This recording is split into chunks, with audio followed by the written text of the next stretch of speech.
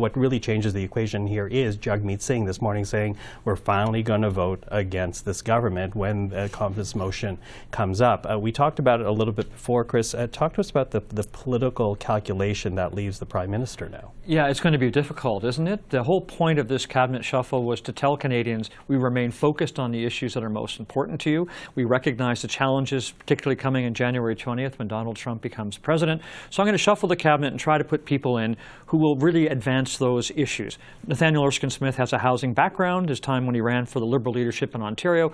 A bit of a maverick. He will be outspoken. How much time will he have? Dominique Leblanc and Jeanette Petitpas-Taylor, Julie and I can debate this. I don't think either of them has a real financial or economic background, but I do believe that Dominique Leblanc will be the lead on the Canada-US file. That's why he was in Mar-a-Lago instead of Chrystia Freeland. So I think that's part of it. But the difficulty now is the narrative has been stolen by Jagmeet Singh in particular. Not only is he prepared now to vote a non-confidence, he's prepared to actually introduce that motion. That's a significant difference of a political calculation. He is now preparing himself to be the Bob Rae in Ontario, bringing the government down instead of being able to support it. Yeah, and again, I think that was part of the Liberal political calculation that the NDP would not want to jump into an election at this moment in time. But obviously that guarantee is taken out. Bob said, Chris said, how, you said Bob Rae, that's why. So Chris.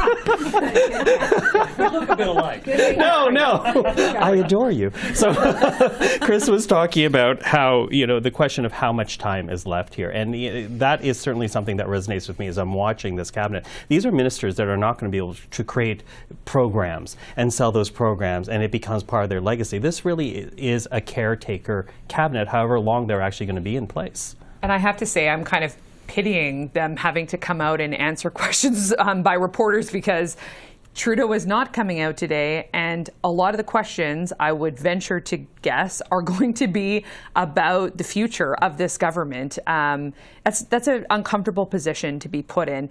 We saw, obviously, there were, again, backbenchers that were elevated to roles that, they, look very happy today, emotional even, but it's going to be for a very short period of time, and it's at a very uncomfortable period where, as Jagmeet Singh says in his letter, whoever is, I'm paraphrasing here, whoever's leading the Liberal Party, this government's time is up. And I think, if you're Justin Trudeau, you're, hopefully looking around saying, and okay. And here's Jagmeet Singh's out of there, Yeah, like we're circling the drain here really at this point. And that's the part where, ultimately, I think there's two choices, call an election or a leadership race. Yeah.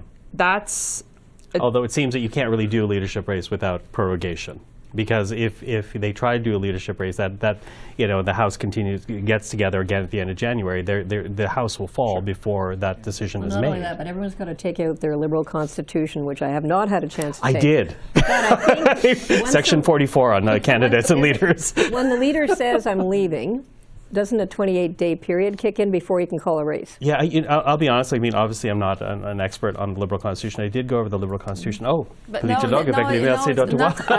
have another option, is that you prorogue and then you come back with a speech of the throne, which is your political platform, and you call an election. You say that will be the election opportunity. But that would still mean Justin Trudeau is leading the Liberal Party in that scenario. That would be the case. But you could say, well, I'm leaving, but I'm not leaving like the early January. I will leave later on to have the party prepare something. So he would do the election under your scenario. Yes, he would lead into the election. So that's one scenario. I'm not saying that this is the most likely, but it would be the opportunity is that with the speech of the throne, you have your political platform, and then you say to Canadians, "This is what I want to." This is the interesting thing. Looking at the calculations again that Justin Trudeau and his team need to make.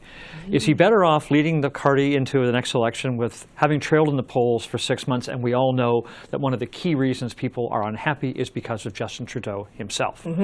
Or do you kick it over to somebody else who also has a real hill to climb with no time to establish their own agenda, distinct from what has been done by Justin Trudeau? And do you say, as opposed to maybe going to 40 seats, do you keep it at 80? But either way, it's a huge lift. Well, I was just going to say that, people can analyze this, and of course will analyze this, but, there there was a suspicion that maybe Justin Trudeau might bow out some time ago. Like even, in July of 2023 when he did the massive shakeup of cabinet, and he was asked repeatedly, essentially, what does this change? And there was an element of him not necessarily really, it was one of those like, he didn't see himself as the problem. It was, we're going to blow up the cabinet. And by the way, again, that cabinet shuffle, there was a lot that flowed from that, right? We saw Carolyn Bennett leaving cabinet, which ultimately propelled the by-election and then the subsequent result, the loss, significant loss in Toronto St. Paul's. There was David Lametti getting shuffled out of cabinet. Then we saw what happened with the Montreal by-election. And that shakeup didn't, it didn't change things. And leading into that cabinet shuffle, it had been a particularly challenging period for Trudeau because of, the allegations on election interference. And there were, it still wasn't a good time then, polling wise. And we have, only really seen things go down since then. So that's the part to pick up on Chris's point.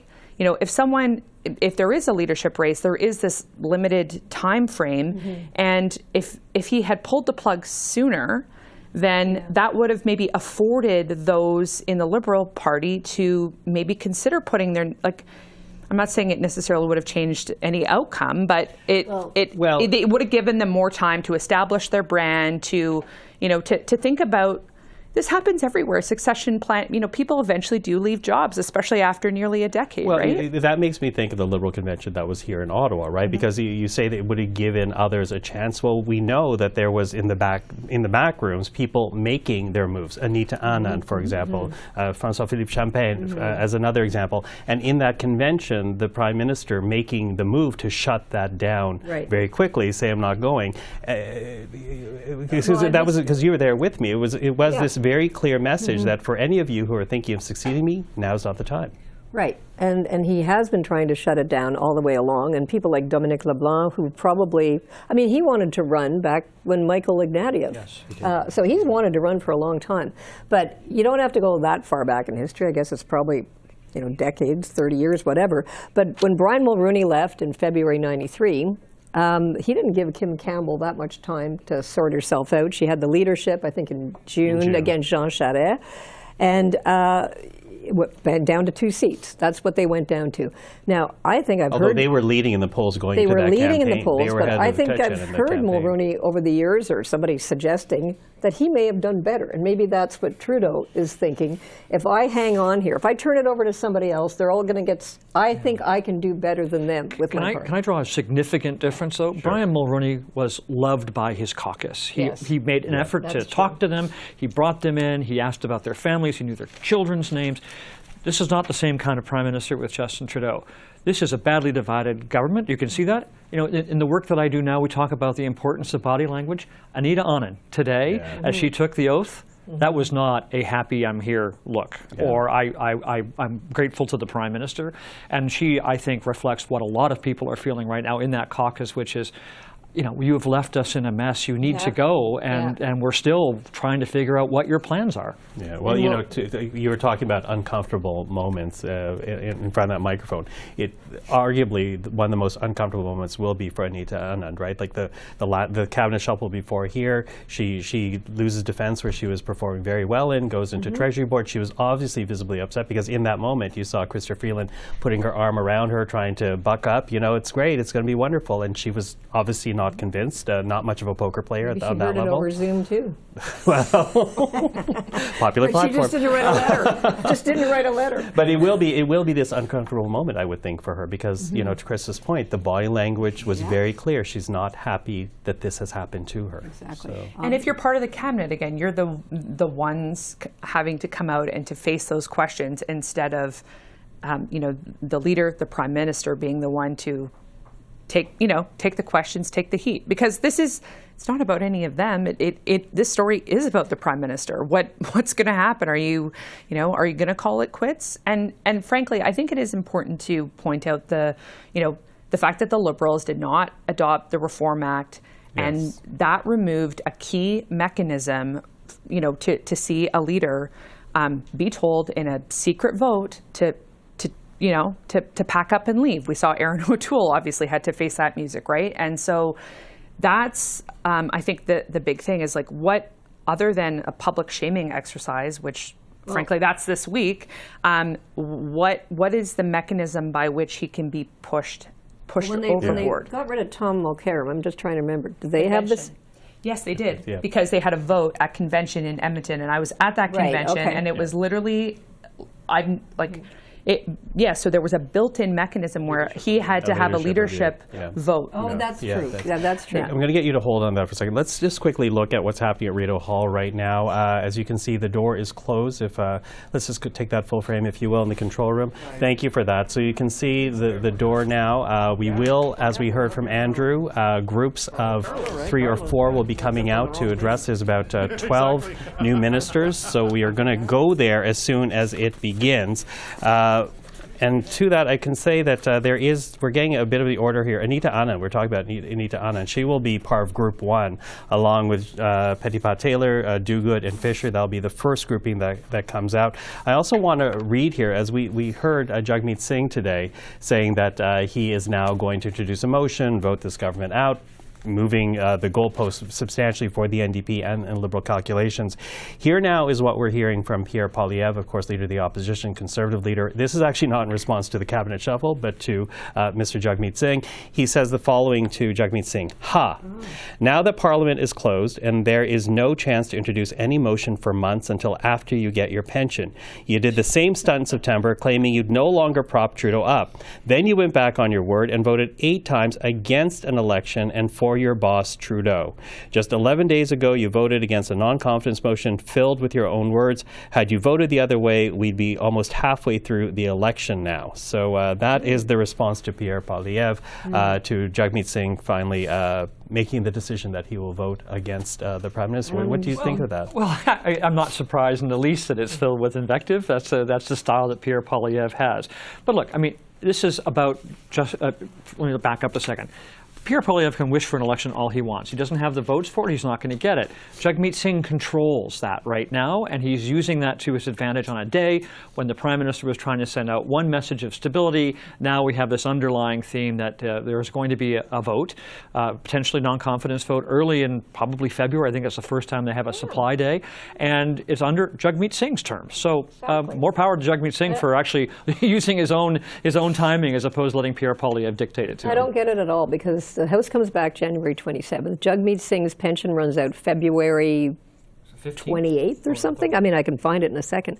But the point is, between January 27th and when his pension runs out, I think there's going to be opportunities to bring down the government. Yeah, there should be. And of course, you know, you're right. Like the balance of power right now is with the NDP, because the Liberals have been using them as a calculation that they don't want to go to a vote, so we can continue to govern. If not de facto, not de jure, de facto will continue to govern. But obviously there's also tension here from François Blanchet to get an election going. And when you look at the polling numbers in Quebec, there's obvious advantage for him, because we're now looking at a scenario where there will be, it looks like, a number of vote splits that should benefit the Bloc Québécois. Yes, they could even, some polls are saying suggesting that they could be the official opposition, like in '93 for a few months. So polls are going well, and they have been going well for many months. So that's the good news for the Bloc, because at the time we were thinking, okay, Conservative will get some momentum. It is what we're saying elsewhere in Canada, but that did not occur. And so in Quebec, the Bloc is very strong, and he outperformed Conservative, Liberals, NDP. I don't think they will have even one seat. They have one now, and so I don't think the East will survive. No, I don't think so. And but as always, the sooner the better, because you never know what could happen. And so for the Bloc, the momentum is now. So it's good for the Conservative, it's good for the Bloc, and I think also Conservative and Bloc could, up to a point, work together about government being more decentralized. That's something that could appeal for Quebecer and for the Bloc. So it will be a new dynamic. And imagine if the Conservative are a majority government, would you have the Bloc Québécois, the opposition party, for 4 years? That would be a long period. And a potential Parti Québécois government in Quebec, that right, also, in 2 years from now. And not only that, there's so much antagonism between the Bloc leader, Yves-François Blanchet, and Pierre Poilievre. I mean, Blanchet really cannot hide his disdain for Poilievre. He expresses it every day. But at the same time, I don't know if you recall Doug Ford and Justin Trudeau at the beginning. It was the same at the same level, and so now they are buddies. So in politics, it changed. Sometimes things change. You know, although if and we were talking about this off camera, if we're looking at the Bloc Québécois official opposition and the Parti Québécois assuming provincial government, then we're also looking at the possible scenario of a referendum where Pierre Poilievre, a majority government, would have to be defending Canada in Quebec. Yes, yes, and so is he prepared for that? Which is not. I mean, he only has what, 10 seats in Quebec right now. Yes, exactly. He would have almost no presence in Quebec, and what he does is around Quebec City, right, in the Saguenay. So it could be a very difficult challenge for him. We're getting a little ahead of ourselves. We are. But that's where we're left. That's only because they haven't come out and started talking yet. No. But we're thinking big thoughts. But it actually makes sense because we haven't heard from the Prime Minister. We don't know what his plans are. Yeah. So he's left open the door for us to talk about what the future might look like. And after all, this whole shuffle was about the future. Right. And unless he speaks and talks to us about what that looks like, we have time to fill. Yeah. You must know that vacuums get filled. So. Yeah. No. But when you talk, we haven't heard a lot from the Prime Minister. Interestingly enough, after Monday, there were two opportunities where the Prime Minister did address Liberals, at least, because there was the Laurier Club, Liberal fundraisers, the big donors, Liberal Party. He had a little speech there, not very long, after a very rough day, and then it follows the holiday party for the Liberal caucus. And what struck me was just how little he had to say. It was almost like he was living in a different era, not really acknowledging what has happened, which is, potentially cataclysmic, what has happened this week. And not only that, he not only did not acknowledge the situation at the Christmas party, but he never said a thing about his deputy prime minister. He never acknowledged the fact that he's just had his biggest hit since he's been in government. So, I mean, people that were at that party said, we're a big family, we had a good time and everything else. But that did happen Monday. And like you say, today is Friday, and it's a huge issue, and he said nothing.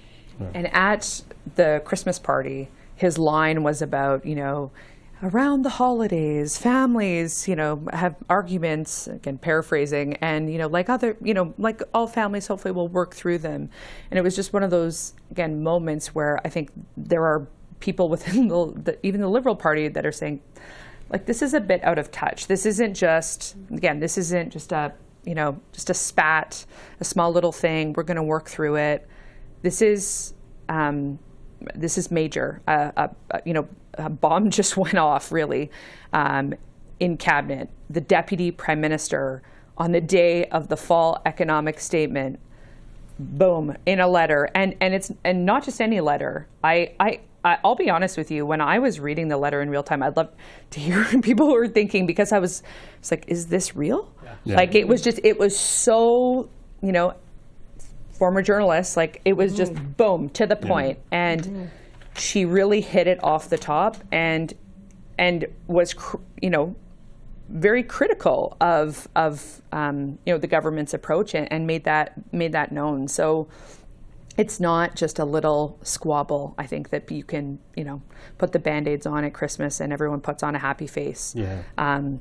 To what Chris was observing there, it doesn't seem as though, other key members of cabinet like Anita Anand are, putting on that happy face and thinking like we're all going to be a big happy family. I just Rob Oliphant again is like, you're my friend and everything, but please go. Like, Well, but that is, it seemed like a feeble attempt to use an old charm offensive in a very different situation, right? So. Well, for me, because there was that portion of the speech, but after that we had the sense it was on the electoral trail, and so those are my big ideas. Don't forget what I have done, what I want to do, and I thought it was like going through a job interview. So he was like showing, well, I want to stay there, and here is what I could do, and I will show you I will be like that in an electoral campaign. And now I know it's up to you to make up your mind. But that was Tuesday. I mean, since then, there was many things happened, and so I don't think we are really now still at that point.